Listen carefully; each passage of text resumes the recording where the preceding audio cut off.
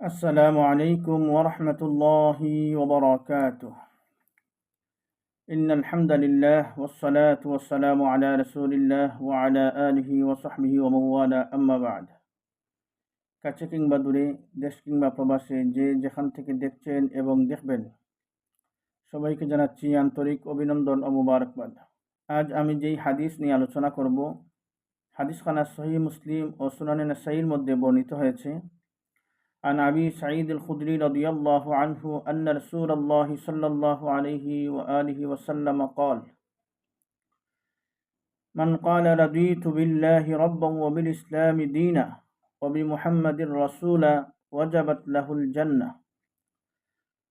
هذا لفظ النسائي ولفظ مسلم أنه صلى الله عليه وآله وسلم قال: يا أبا سعيد، من رضي بالله ربا وبالإسلام دينا وبمحمد نبيا وجبت له الجنة. فتعجب لها أبو سعيد فقال: أعدها علي يا رسول الله. ففعل ثم قال: وأخرى يرفع بها العبد 100 درجة في الجنة ما بين كل درجتين كما بين السماء والأرض. قال: وما هي يا رسول الله؟ قال: الجهاد في سبيل الله، الجهاد في سبيل الله.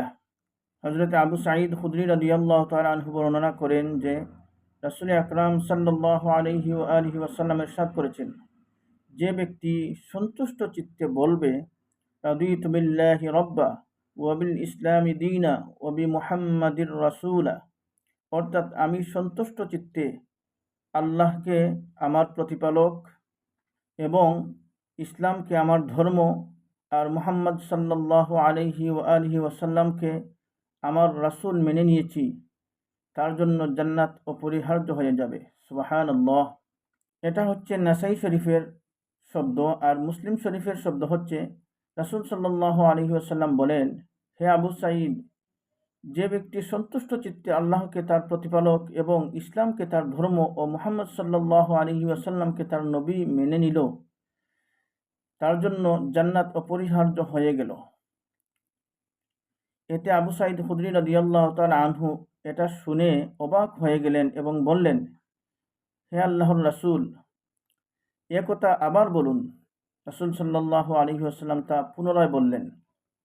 অতঃপর রাসূল সাল্লাল্লাহু আলাইহি ওয়াসাল্লাম ইরশাদ করলেন, আরেকটি বিষয় আছে যার দ্বারা বান্দাকে জান্নাতের মর্যাদার 100 স্তর উপরে পৌঁছানো হবে। প্রতি দুটি স্তরের মধ্যের দূরত্ব আসমান ও জমিনের মধ্যের দূরত্বের মতো হবে। সুবহানাল্লাহ। আবু সাঈদ খুদরি রাদিয়াল্লাহু তাআলা আনহু জিজ্ঞেস করলেন, হে আল্লাহর রাসূল, এটা কি? জবাবে আল্লাহর রাসূল সাল্লাল্লাহু আলাইহি ওয়াসাল্লাম বললেন, আল জিহাদ ফি সাবিলিল্লাহ, আল্লাহর রাস্তায় জিহাদ। আল জিহাদ ফি সাবিলিল্লাহ, আল্লাহর রাস্তায় জিহাদ। এই হাদিসখানা মুসলিম শরীফ ও নাসাই শরীফের মধ্যে বর্ণিত হয়েছে। আল্লামা শাওকানী রাহমাতুল্লাহ আলাইহি বলেন, এই হাদিস একতার বড় দলিল যে এই কালিমার জিকির যে ব্যক্তি করবে জান্নাত তার জন্য অবশ্যম্ভাবী পরিমাণ হবে। সুবহানাল্লাহ। নিবেদিত অন্তরে জান্নাত লাভের উদ্দেশ্যে এই দোয়ার জিকির সকাল সন্ধ্যায় 3 বার করে পড়তে হয়। সম্মানিত সুধী, আমরা প্রত্যেকেই যারা ফজরের নামাজ জামাতের সহিত পড়েন, আমরা প্রত্যেকেই ফজরের নামাজের পর এই রাদিতু বিল্লাহি রাব্বা এই জিকিরটা আমরা 3 বার করে পড়ার চেষ্টা করি। এবং যারা জামাতের সহিত নামাজ আদায় করেন না কিংবা এই জিকির পাঠ করে অভ্যস্ত নয়, আমি অনুরোধ করব আপনারা প্রত্যেকেই অন্ততপক্ষে সকাল সন্ধ্যায় 3 বার করে পাঠ করবেন।